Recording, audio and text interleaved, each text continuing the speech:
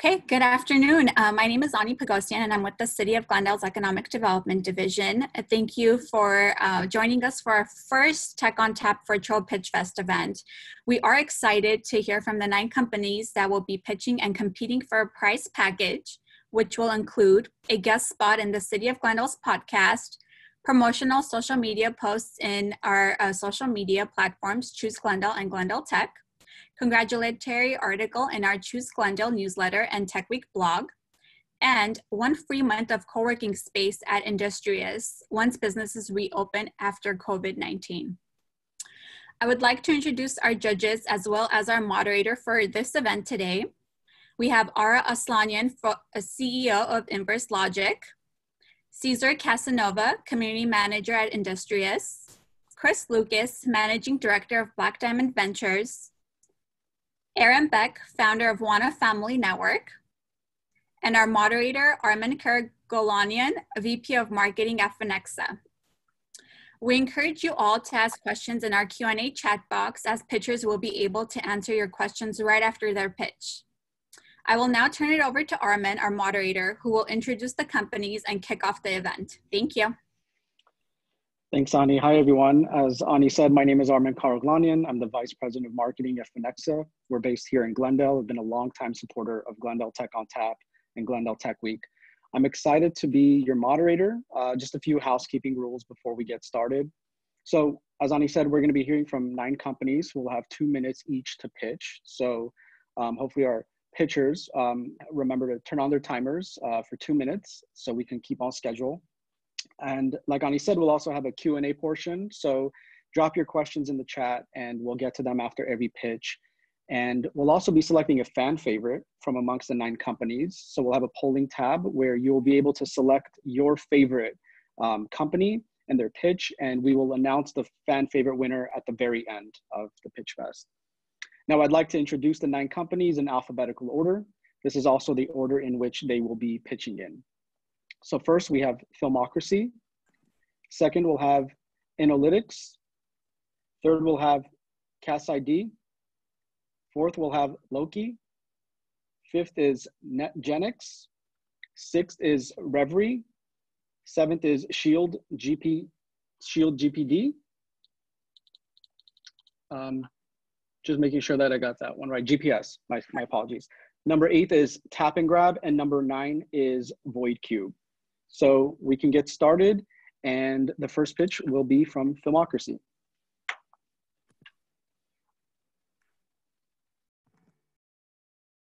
There are 3 problems facing film lovers and filmmakers today. First, there's over 50,000 films produced each year, and we somehow still can't find anything to watch. Second, only studio movies receive the marketing dollars needed to attract an audience. And third, independent films are scattered across thousands of different platforms. I'm Paul Jen, CEO of Filmocracy, and our streaming platform solves all of these problems. We reward our users for watching and rating films and are creating the most accurate database of film ratings ever. This both incentivizes users to discover new content and bypasses the need for any marketing dollars to be spent. With almost 10,000 users in less than 2 months, 2,000 films, and more than 45 content and festival partners, we're not just streaming movies, we're building a new film economy. Thank you. Great, thank you so much. So you're able to leave in questions for the Q&A portion for Filmocracy to answer.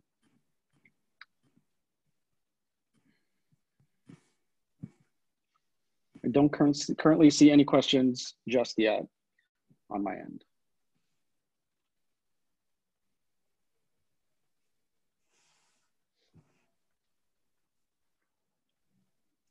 So we generate revenue from subscriptions and advertising. Sorry, the question is, what is the revenue model?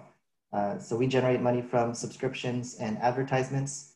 50% of revenue is shared with the filmmakers. 10% goes back to our users as a reward, and 40% stays with Filmocracy. The most relevant competitors, there isn't anyone really doing this kind of gamified streaming. There's a competitor called Bitmovio. They're a blockchain streaming site, but they're more focused on gaming Twitch style videos. And then there is obviously the big players, who we're not actually competing with. The more accurate ones would be like an IndieFlix or Mubi, Tubi, these sort of free streaming platforms. I have a couple of other questions that came in. How much does it cost? It costs $8 a month for premium. It's free for anybody who's okay with advertisements. And we launched 2 months ago. Great. Another question, what are your next steps and are you fundraising? Yes, we're just opening up our angel round. So we're deep into the process of fundraising, but we're also starting this new initiatives to help film festivals go remote due to the pandemic. And that should help with some early cash flow. And we have a question about biggest risk you face.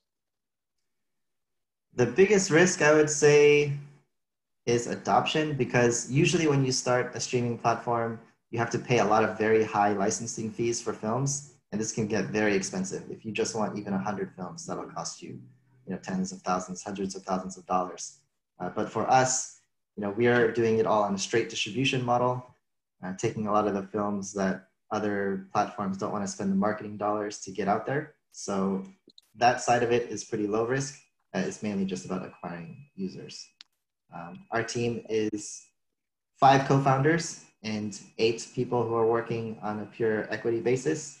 And so we have people who worked in film. I worked in film. My background is in independent film sales. And we obviously have developers building our product and a whole lot of filmmakers who are passionate about helping this group of people. Vimeo subscription doesn't really overlap because they don't really do anything to promote the films within their platform. So we're really about discovery and helping films get more exposure. Thank you. So I see there's one last question. How is this different to Tubi? Tubi is just a free streaming site, pretty standard, like Netflix, but free. I also see a question about, has any money been raised so far? We did a Kickstarter last year and raised $50,000. Great. I think we have just 30 seconds left for any more questions.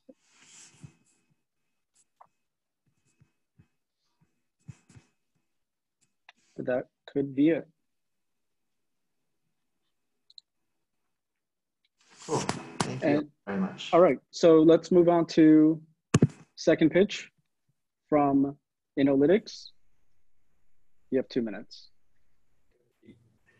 Hey everyone, I'm Andrew Scott. I'm one of 3 co-founders.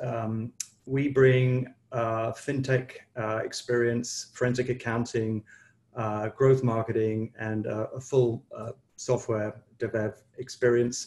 About 20 years experience, both in startups and larger companies. The problem we're obsessed about is the fact that US small businesses today, 82% fail due to poor cash flow management. And one of the key reasons this is, we believe, is that they cannot leverage their financial data. And this risks to small businesses by a factor of 3 to 5, the most important thing to their survival. So we, with that insight, we are focused on what we call a next generation financial risk management platform. I'm looking at the bottom left here, where we do 3 things essentially. One is connect and integrate data, both accounting, banking, and external data. And we look at that data across employees, vendors, and customers for small businesses. And those are businesses under 100 people. And then we track and categorize that through a 3-layered financial risk management system that looks at KPIs, key fraud indicators, and risk indicators dynamically in real time. And we then provide that data to a small business owner extremely quickly. It's constant through a dashboard. You'll see in the top graphic there that we are also integrated completely with QuickBooks, which allows us to obviously be less, there's less friction in terms of adoption because we're going in through their ecosystem. And you'll see in that dashboard that there are 3 pie charts there that show the number of risks in each risk category. So quickly you can see, get leading indicators on the types of risks that can affect your cash flow. Underneath that, you'll see a grid that shows a risk profile of an employee. And you can look at that in terms of also customers and vendors. So you're looking at things like matching data for Social Security to driving licenses. It could be looking also for things like creditworthiness or bankruptcy, so that you are essentially making sure that all the human factors across these data points are risk mitigated. On the right, you'll see KPIs for the business. These look at deviations from targeted KPIs. So it could be monthly sales growth or average profit margin. It could be lifetime value of a customer, and looking at the deltas there and highlighting where they are high or medium or low. In summary, there are 4 key benefits. One is it's giving small businesses the financial foresight that much larger companies have, because they have the control and systems to prevent risk. It gives them fast and clear insights, and it really allows them to be much more proactive in their decision making. And it's an extremely quick system to set up. You can get someone set up in an hour, and they start seeing value extremely quickly. To date, we've raised $55,000 through angel investments. We have an MVP in the market, and we're working with 25 early customers to really validate the product in more detail. And where we are right now, we're looking to raise some seed investment, grow our early customers, and further validate the PMF. And if I haven't run out of any time, some of the key benefits that our early customers are seeing are firstly, that they are, am I done? Yes, unfortunately, we're at the 2-minute mark, but we have the Q&A portion where you can address some of these additional details. And we do have a couple of questions already. And the first is, for how did you negotiate the agreement with QuickBooks? How did you structure your development to achieve the integration? Yeah, there's negotiations really done on providing a minimum viable product that they basically put through a stress test. So that took about 2 months, and they essentially test the platform to make sure that the integration is going to work seamlessly. So that took us about 3 months last year, and then we were able to go into market in October and build our early customers. Great. And follow-up question, do you host your own platform, or are you exclusively in integration? What drove that decision? No, we are hosted on Azure, so we're not exclusive. And obviously, QuickBooks has a 80% market penetration in the US, but there are other players as well. But we're going where the numbers are in terms of small business. At what point do you begin monetization, and how many clients are required for sustainable income? Right. We actually have 3 customers now that are ready to pay, but we are looking to further validate the jobs to be done, the PMF, before we get there, and we'll need some customer support. Sorry, could you repeat the second part of the question? And the second part was how many clients are required for sustainable income? Right.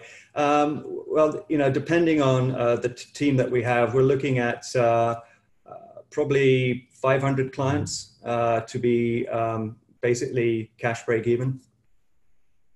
Great.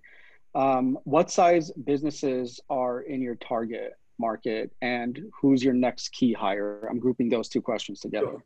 Yeah, we're really looking at companies between 10 and 100 people that are, looking to use technology to free up their time and focus.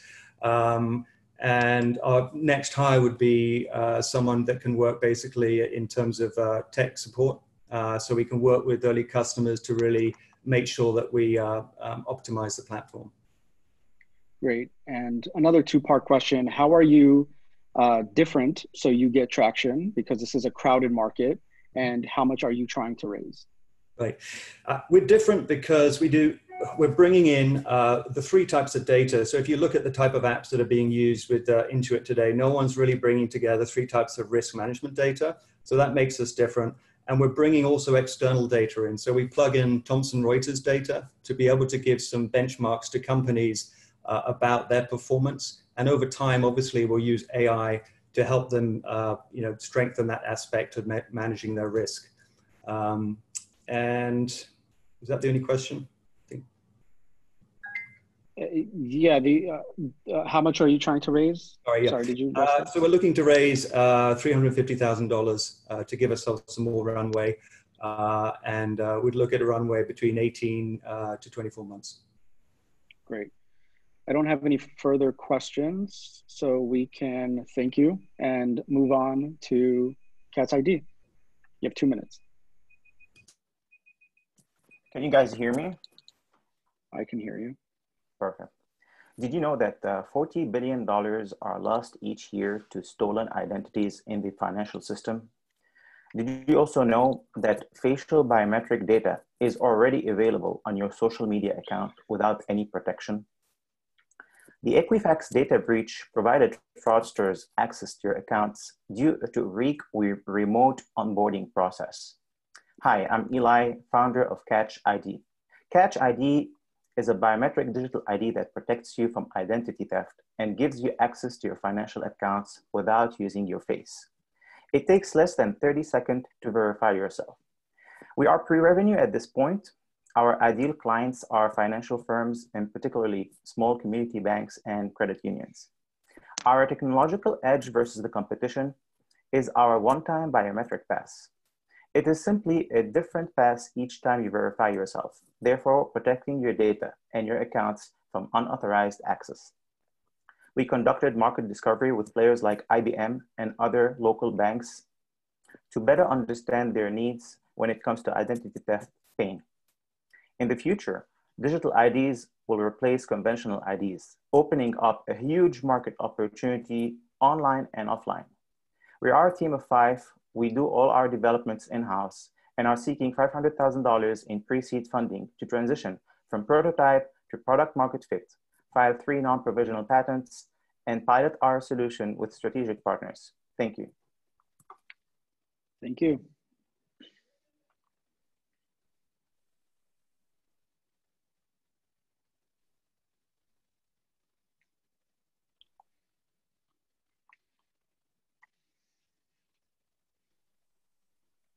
I don't have any questions currently, but I believe they're coming in. First question, what are the results of your market research so far?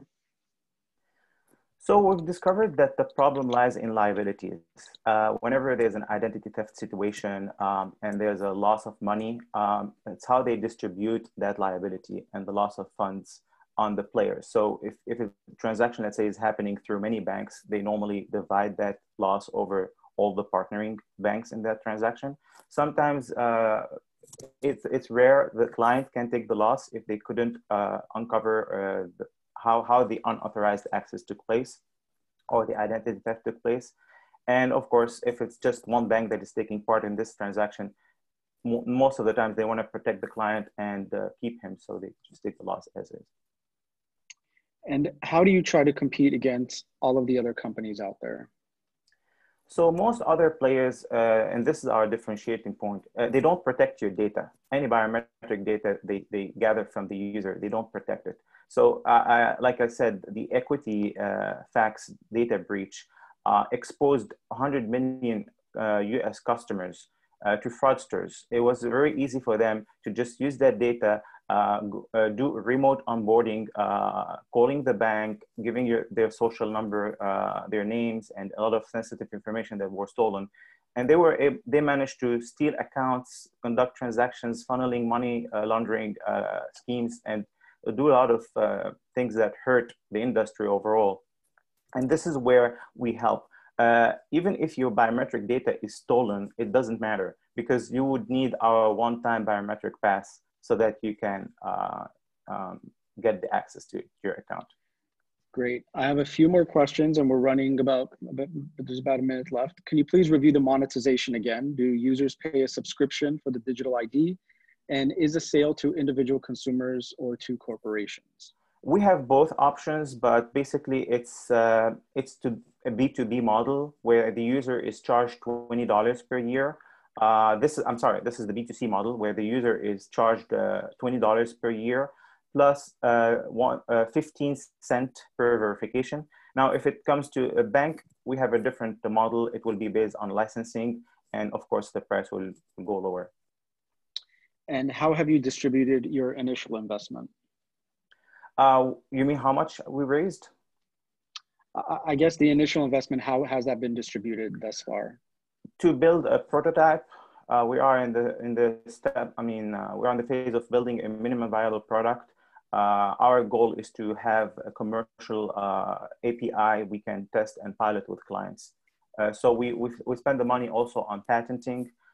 We have filed a provisional patent, and we're looking for more funds to file non-provisional patents and also work on the market discovery because it's pretty costly.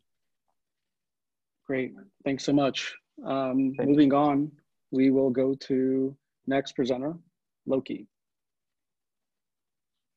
Hello, everyone. Thanks so much for having us. My name is Polly, and I'm the CEO of Loki. Hi, I'm Ryan, and I'm the CTO of Loki. So all of this started with a question: how can we support small businesses in the wake of COVID, and how can they thrive post-COVID? The answer for us is Loki. Loki is a local shopping marketplace to find amazing products near you. You can search for items like clothing, home goods, essentials, and more, all from local independently owned stores near you. We're also beta testing curbside pickup and local delivery as well. We just launched on the App Store in March to help stores in the wake of COVID. We currently have 300 merchants in 5 cities with over 4,000 products on the platform. As a retail strategist, I saw this kind of technology emerging in the bigger space with stores like Target and Walmart adopting real-time inventory, curbside pickup, and local delivery. I realized that small businesses just aren't able to keep up with that kind of technology. Also, as a shopper, I was very frustrated knowing that there are thousands of amazing products right outside our door with no easy way to find what we need. Our revenue models include subscription fees and upgrade fees, local delivery fees, and transaction fees. We're currently working with websites like Shopify and Squarespace for local inventory. If we could just capture a small 1% of the California market for Shopify, we'd bring in $2 million of revenue per year.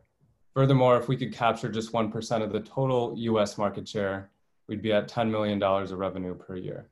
With my 10 years of experience as a software engineer and Polly's experience as a designer and shopper marketer, we are a completely self-funded and bootstrapped company.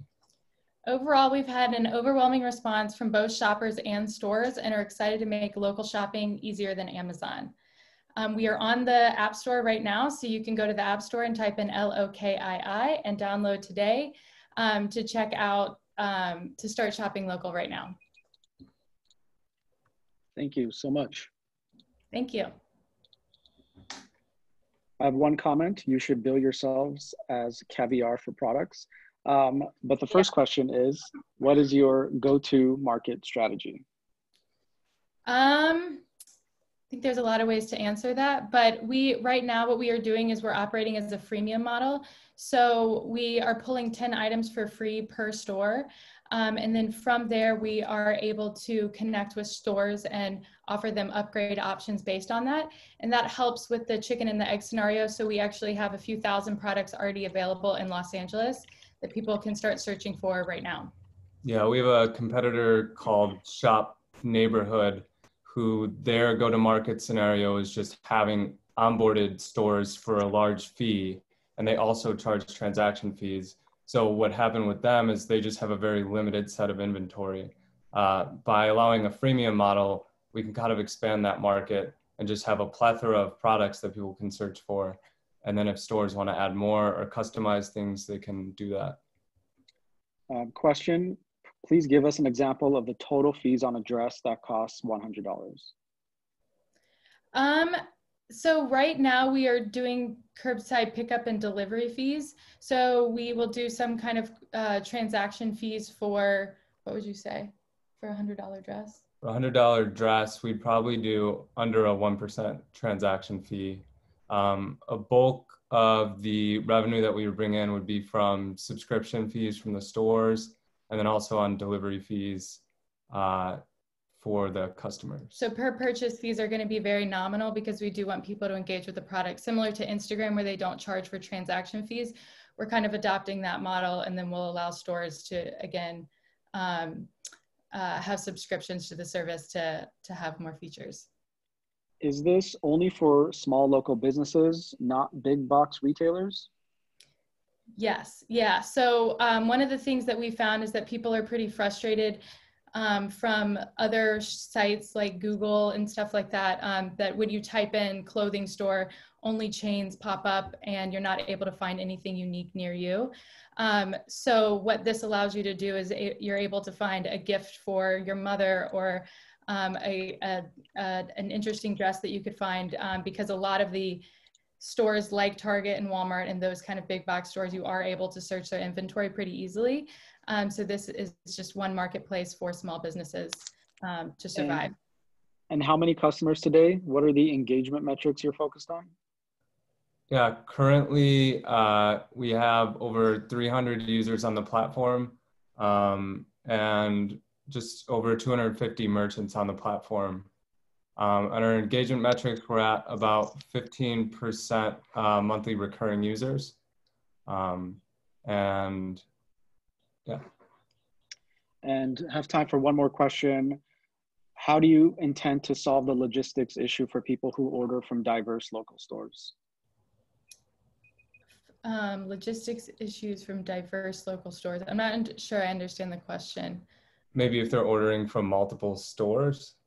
So Likely you could do some sort of batch ordering system for that specific scenario. But most of the orders, we would have one individual customer who might order 5 products from one specific store, and then that delivery would go out specifically from that store. If they ordered from several stores, you could have some sort of batch delivery system that would allow them to pick up multiple items from multiple stores. So to your point at the beginning, I'd say it's very similar to kind of like a Caviar or Postmates, where we're able to create this kind of network of small businesses rather than small restaurants. Ours are small businesses, and we create that delivery and pickup system for those businesses. Great, thank you both so much. Thanks. You. Moving on, we'll go to Netgenx. Hi, everyone. Thank you, Armin. So the COVID-19 hit us as a startup we decided we're going to hit this sucker back. So just like everybody on the call today, we're wondering what can we do to figure out how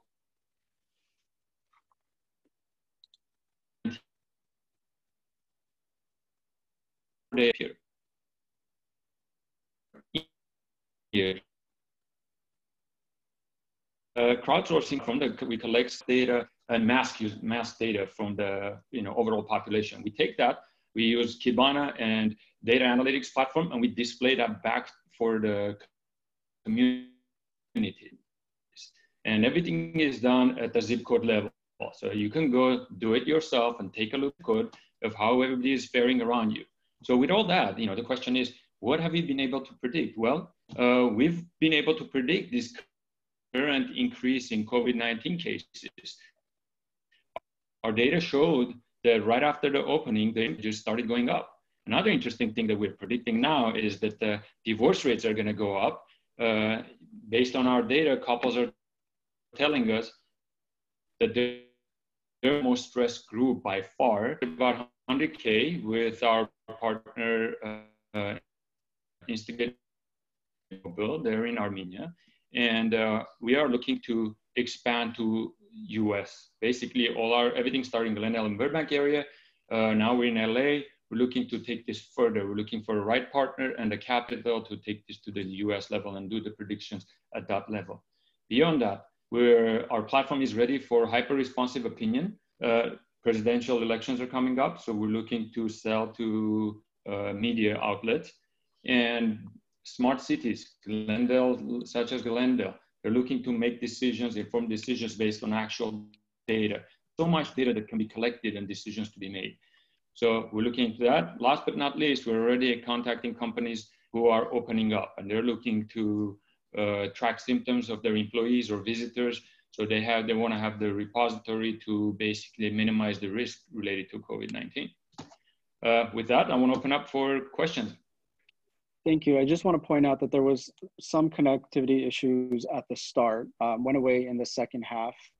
So I just want to maybe in the questions, if there were some key things in there, you might want to repeat them. But the first question is, what is your and your team's background? So actually, I can pick two founders. We have two co-founders. I don't mean to speak over you. My background is fully technology and business. and Wahab can speak to his. Both of us are Bruin graduates, and I've been in tech for about 25 years, close to 30 years at this point. Yeah, similar to me. So I've been in the industry for over 25 years, from business to business development technology. That's been our background. We just recently quit right before the COVID to start a startup, and then the COVID hit. And I think, sorry, quick point of clarification. I think and it cut out, but our company decided to do this during the COVID epidemic starting. We just basically decided, let's do a project to help our communities and start predicting things as they start appearing in our communities. I have another question. Why should the public trust your data? That's an excellent question, actually. So I think our data is not absolute data. Everybody who uses and tries to analyze got to understand this is not absolute. We can do what the public can trust our relative data. What that means is if things go up or down, we can tell that clearly. So we can see differences. But as far as absolute, we won't be able to predict total cases, etc. So I think the relative data we can predict very well, but we're not vouching that we can predict absolute. And what is the utility of your platform after COVID? So the utility of the platform after COVID, we're looking into going this hyper-responsive opinion platform. So besides the total technology platform, we are extremely streamlined on Facebook advertising, and it's connected directly to our platform. We can turn any opinion polls very quickly. With the presidential election, that's one area we are looking into going. And then other than that, smart cities. Thank you. Obviously, our timelines, I mean, just a quick note until the question comes up, obviously our timelines we're a lot shorter than any of the other startups. I mean, we're looking to turn and create a product and try to get to somewhere within like 3 months. Great.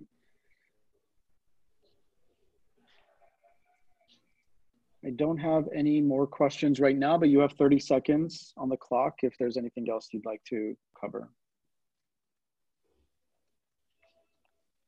I think just encouraging for folks to go and use our site, and then please share the word. It is free. Yeah, just check it out. See what you think. I think the platform is probably a lot more powerful than what we've been able to present today. Great. I don't see any more questions, and time is up. So thank you. And we can move on to our next presenter, Reverie.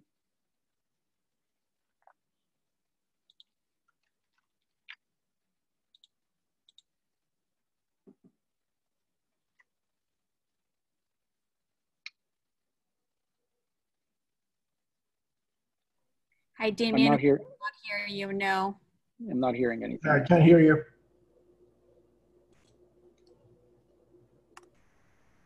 Can you hear me now? Yes. Great. Sorry, my AirPods decided to die at that one moment. Hello, everyone. My name is Damien Pelliccioni. I'm the CEO and co-founder, one of 4 co-founders of Reverie, the world's first and biggest now LGBTQ global streaming network. I want to take a moment and thank the City of Glendale for lighting up City Hall right across the street from my office with the Pride flag. I believe this is the first year. Thank you, Ani, Jennifer, and everyone. Happy Pride to everyone on this call. Reverie, like I said, is the world's largest LGBTQ global streaming network. We're on everything from Cox to AT&T to Comcast to Dell to Plex. We launched in VR on PlayStation this past week. We have over 1,500 hours of global all-VOD content, movies, TV shows, music videos, you name it. We're reaching 250 million homes and devices. We'll be at 1.1 billion by the end of this year.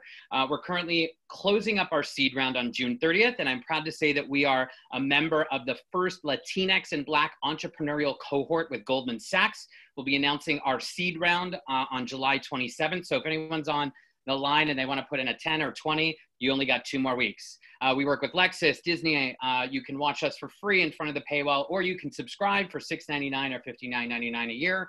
And as you can see, we have amazing traction this year with all the launches that we've got. The LGBTQ community is huge. 1 in 5 millennials identify as LGBTQ, and 30% of Gen Z, 1 in 3 will identify as LGBTQ.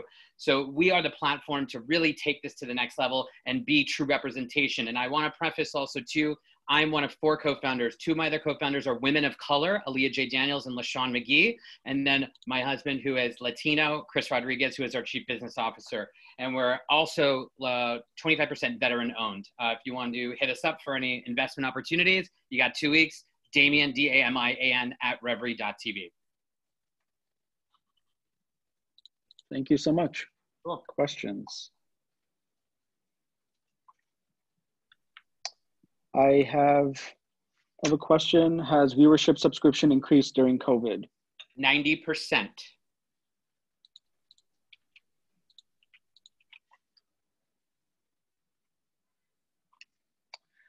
How have you kept up with the cover response? With the what?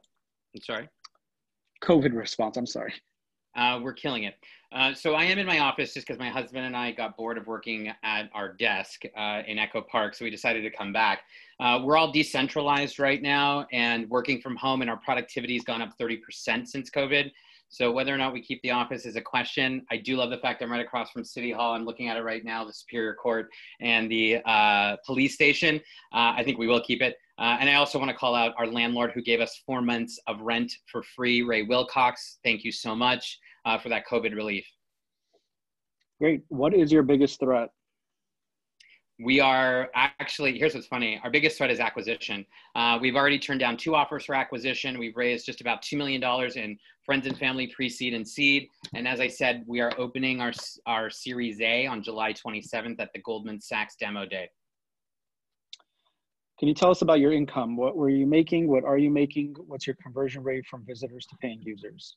Yeah, absolutely. Great question. So our freemium model, we have average of about 15 to 20 million monthly active users across all platforms and networks.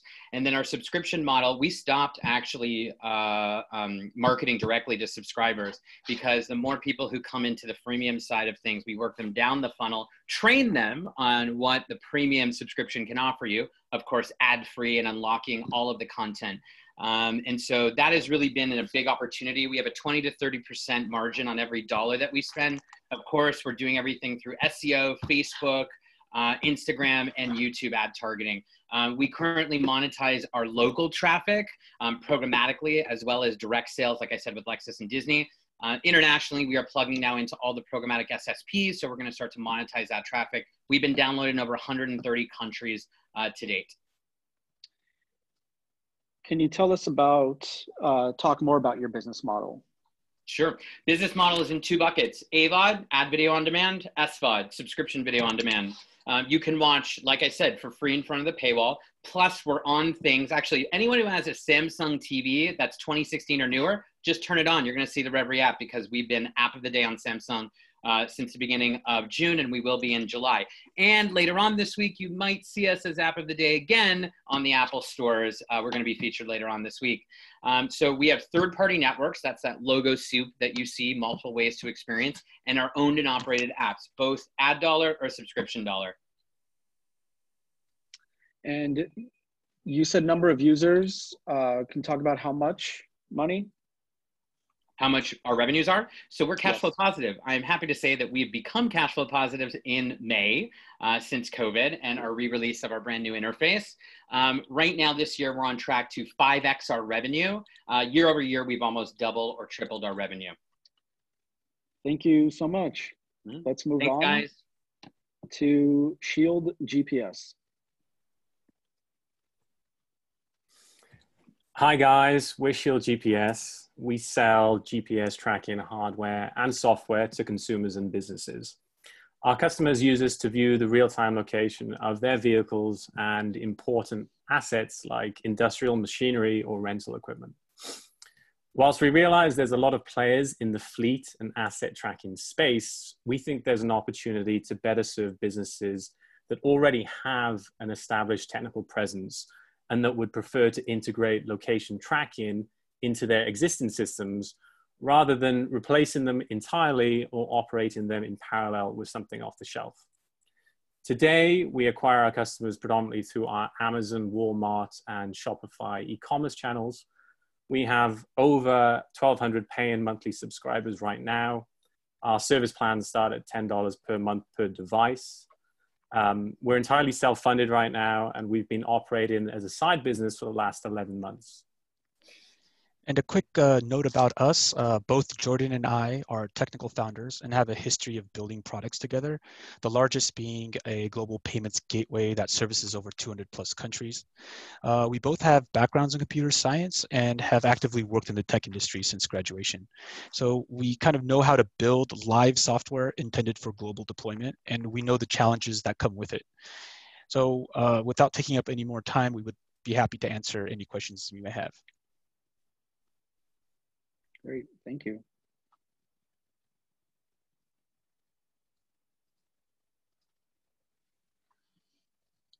Just waiting for questions to come in.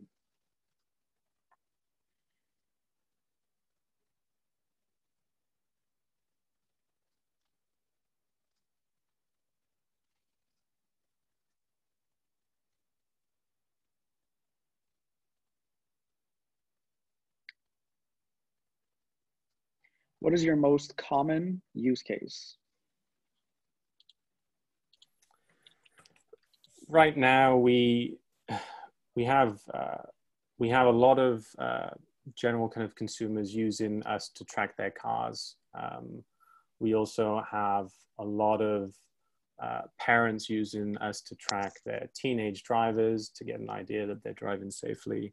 More recently, during the whole COVID situation, we've had a lot of smaller businesses use us now to track what seems to be an uptick in delivery services that they offer. For example, florists and local builders merchants who now offer kind of an increased number of delivery services. And who is your ideal customer profile? Well, as mentioned by Jordan, we would like to target businesses with some technical needs or presence, typically businesses that would like to integrate location tracking software or at least capabilities into their existing software, say dispatch software or their accounting software or construction software or whatever that may be. So while most of our customers are consumers right now, that's probably true given that the channels that we are operating under. But as we're moving towards more on the API usage model, we are hoping to attract the business consumers, which we're seeing about 20% of our customer mix being business users. I'm going to combine these two questions together. How are the devices tagged, and how does it connect to the car? How often does it need to be charged? So we offer kind of a few different types of devices now. Probably our most popular one is an OBD device. So most cars, in fact, I think every car in the US since 1993 has an OBD port just underneath the steering wheel. So our most popular device connects to that, and it's powered full-time by the car. We also offer some alternative devices, a battery-powered device more recently that can be used to track equipment that doesn't have a power port. And we also have a car charger device that plugs into the cigarette lighter. And quickly, in terms of battery life of the devices, depending on your use case, you could slow down or, extend the life of the battery by sending the location data less frequently. And that is a feature that we offer. Just as a note, the hardware is not 100% coupled with the platform, so they could be used independently of one another. So we could use only a software platform package to gain that access to the information. And how much money has been raised? To date, it's been about 100K of our own kind of investment in this project so far. And it's also important to know that we're so far cash flow positive, and are based on our monthly subscribers and our growth, we expect to be fully self-sustained in the next few months. Great. So we're out of time, but thank you, and be moving on to the next pitch. Tap and Grab. Hey everybody, my name is John and I'm one of the co-founders of Tap and Grab. So Tap and Grab was conceived during COVID-19 when we realized many small businesses would be affected by the decrease in foot traffic. So it allows small businesses to bid for actual customers willing to purchase products or services at a discount. The customer can use the app to earn rewards by scanning receipts from purchases made anywhere, or they can view ads when they open the app, inviting friends, or doing physical tasks such as finding Easter eggs. And while they use these methods, it promotes local and small business development while earning discounts for the customers themselves. It also reduces marketing spend for the business and allows customers to discover new spots within their community. The app is very simple to use. Once a user selects an offer, a QR code is created and it's scanned and it generates a one-time use coupon for their purchase. And then once the transaction is complete at the store, the business gets billed based on a percentage of the sale. We're currently bootstrapped and it's under development as of a month ago, and we expect to launch a pilot in Glendale by October of this year. So we're looking for small businesses to join our pilot program. If you're interested, just reach out to us for some more details. Thank you. Just waiting for questions to come in.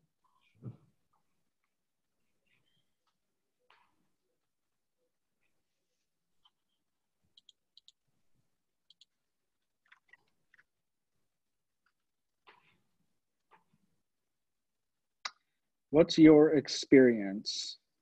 So I've had a technology business for 10 years. Our team is comprised of developers. I'm a small business owner based in Glendale. We've been working together for about 6 years on other projects. So mostly B2B. And what have been the results of your market research so far? And who were the respondents and how many? We haven't done much market research due to how COVID has kind of affected our community. We expect to do that when stores start to open up because it requires a little bit of door-to-door guerrilla marketing. So once we gather that information, we'll know exactly what direction to steer it in. And how do you attract customers for small businesses and your go-to-market strategy overall? I'm sorry, I don't understand the first part of the question. How do we attract the customers themselves? Yes. So it's going to be through, we're pretty much gamifying the app. So they can use, pretty much invitations to friends as a way of earning rewards. So that attracts the customer in one way. They can also earn gift cards for shopping at certain locations. So all of it is free to play. So it's kind of like they scan a receipt, they earn points, kind of like how you would earn points for using your Amex somewhere. But this is kind of platform agnostic. So you can earn points shopping anywhere using any method of payment. And is any hardware on the merchant end required? And if so, what is required? Just a mobile device, something with a screen to generate a QR code. Any other questions?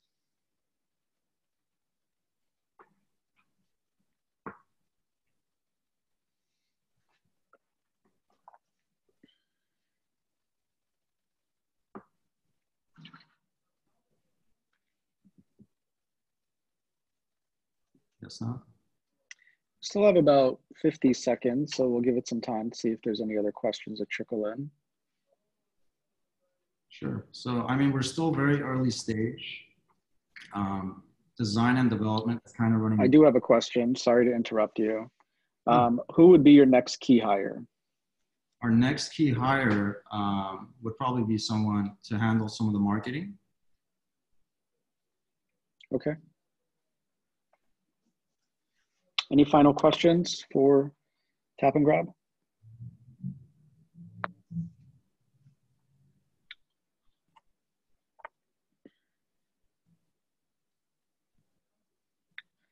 Okay, I think this might be it. Thank you very much. So we'll be moving on to Void Cube.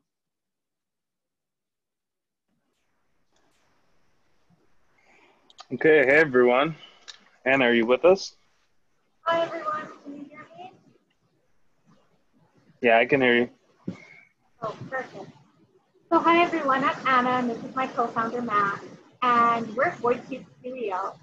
Scan the QR code to the left if you want to learn more about it, or visit our website at voidcube.io, or email at studio@voidcube.io. So what our problem is the widespread adoption of cryptocurrency. And the way we're trying to answer and solve that problem is with gaming, video games. So VoidCube is a video game studio that aims to demystify cryptocurrencies. We make games and we make learning fun. We believe that combining cryptocurrencies with diverse games, VoidCube Studios will teach players how to play, trade, and earn cryptocurrencies. We have a 3-tier system that allows players to ease into using cryptocurrencies and become more familiar with using them. And we aim to build an economy made of players that will be trading their assets just like in the real world. So to describe the 3-tier system, tier 1 is where players will just be playing games. I would have to say like mobile games, think like Flappy Birds, where there's nothing very hard to do. You don't have to really think about it. It's just kind of like you just play the game and you get to earn cryptocurrencies. Tier 2 is where you'll be able to trade with us, the studio, for in-game assets. So it'll be more like a pay-to-win style model, where just like how we normally pay to win inside of games, nothing really changes there except for using cryptocurrencies instead of using your cash. At tier 3, though, that's where things actually are real, and that's where the whole point of this is, so that where players are trading amongst themselves to get things done, as far as, let's say, one player needs herbs so that they can create a potion, and another player will do that quest for them, so that way they get paid for doing the quest, they get to create potions, and the person that makes the potions can sell the potions and then also receive income for that. So the whole point through the tier 1 and the tier 2 is so that way tier 3, there's no questions asked. People already know what to do. And if you're not comfortable, you can always start at the bottom to just earn your cryptocurrency instead of starting at the top. Thank you. I have to stop you there for the 2-minute warning. But we have a couple questions and can address some additional things there. What is your background in cryptocurrencies? My background in cryptocurrencies, I've been trading since 2013. I was part of the Mt. Gox scandal back then when Mt. Gox was trading and Silk Road was a booming industry, despite what you guys may know about it. But I was trading on Mt. Gox, lost a lot of Bitcoin in that situation. But I've just been continuing and trading and learning about it and doing more inside of it. I've developed a few apps for Ethereum. dApps, as you would say, are decentralized applications. I've also been trading other types of cryptocurrencies as far as, there's Bitcoin, Ethereum, Litecoin, and all of those. But yeah, I mean, I've been in this space for a long time. I've been trading for a long time. I've actually come to find out who Satoshi Nakamoto is, and it's actually not a mystery anymore. So if you guys are very curious to find out who that is, go ahead and message me later or go ahead and email me. I'll be sure to let you know. I'll send you all the information and the evidence that I have for proof. But yeah. Great. A couple more questions. Have you already designed a specific game already?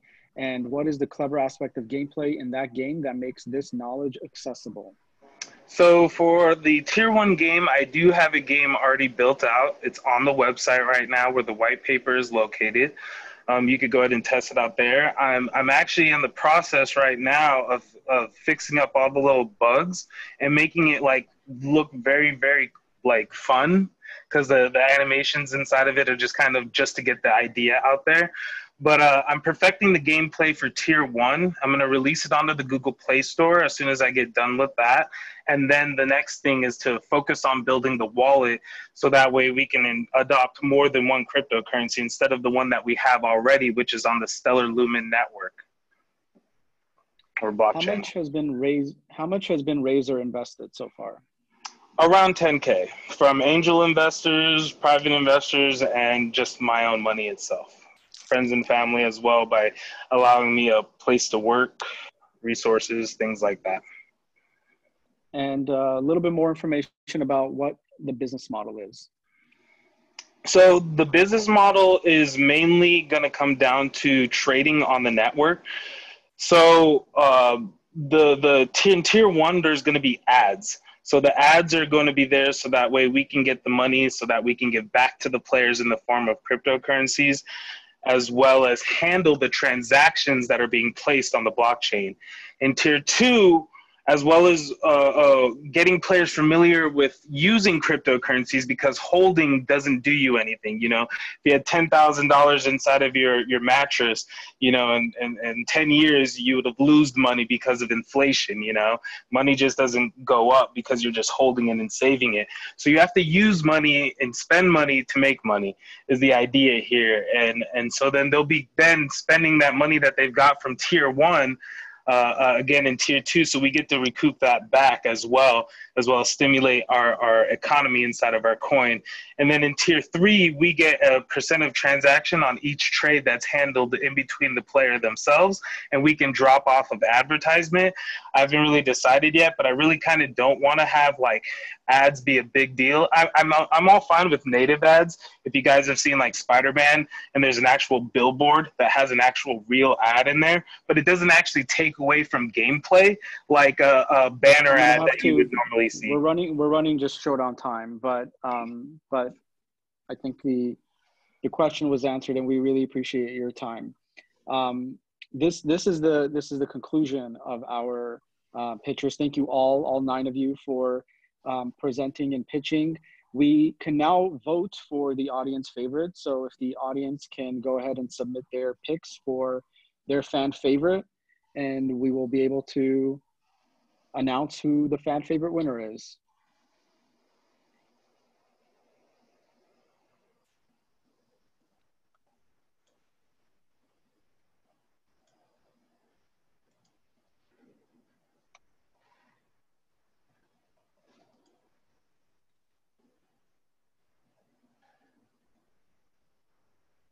So I may need some assistance from Ani. I see the poll, but I don't currently see any results. I don't know if they've come through just yet. We'll give it a few more minutes, and I am tallying up the scores from the judges. So Perfect. We'll announce the winner in just a few minutes, please. So just want to thank everyone again. As we're tallying up the scores, we'll just take a few minutes to get those results in, and really excited to see who the winner is here. I personally speaking, really loved hearing from all of you and all the different products that everyone presented. And this has been, I think, just really great for a Tech on Tap series to hear from everyone come together and present, especially at a time like this. So once again, thank you all for all your effort and all your work.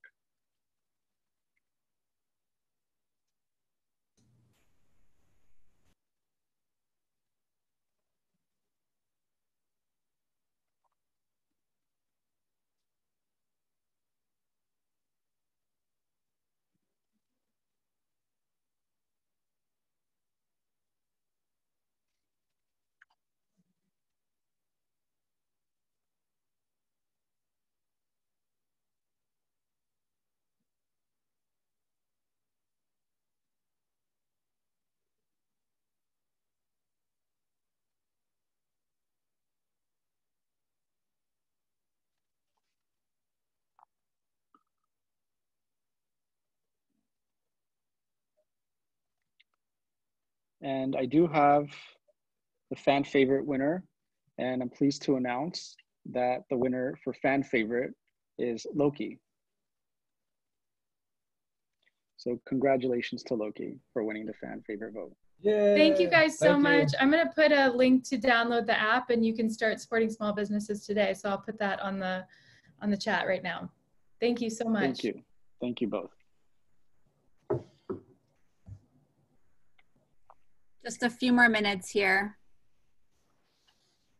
I think all our judges are working hard to get those ballots in, and a lot of work. So thank you to the judges for asking great questions and Also, thank you to the audience for participating. We had some really great questions come in, so thank you all.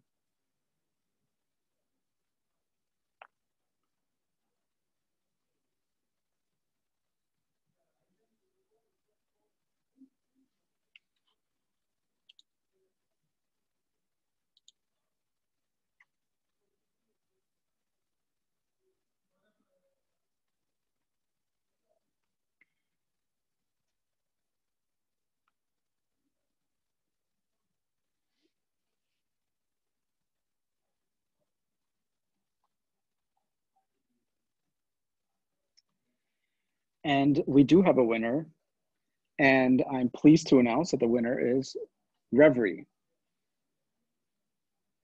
So thank you for putting your time and effort into this. Congratulations on winning. Thank you guys. And I just also, again, want to give a big shout out to Ani, Jennifer, everyone at the City of Glendale. It is truly amazing to see the rainbow flag on City Hall. And I want to give you guys a round of applause and say thank you, thank you, thank you for supporting diversity, inclusion in the City of Glendale, which we have not seen for a very long time. So happy Pride to everyone. Thanks. Well done. Congratulations. Great. Thank you all so much. Congratulations to both Loki and Reverie. Thank you all to the judges. Special shout out to Industrious for providing the co-working space for our winner. Again, thank you all for joining us. I hope you enjoyed the event. Make sure you follow our platforms at Choose Glendale to stay up to date with our next month's Tech on Tap event. One quick announcement before you all leave. As a response to help small businesses experiencing COVID-19 related difficulties, the City of Glendale has created 2 grant programs: the Low Income Small Business Grant Program for businesses with 25 or fewer employees, and the Small Business Recovery Grant for businesses with 500 or fewer employees. Applications will be available July 1st at noon through July 15th at noon. And more information can be found on our social media platforms at Choose Glendale, or you can email me or email smallbusinessgrant@glendaleca.gov, and I'll go ahead and put that in the chat as well. Again, thank you all for joining us today, and we look forward to seeing you next time. Thank you. Thanks so much. You guys.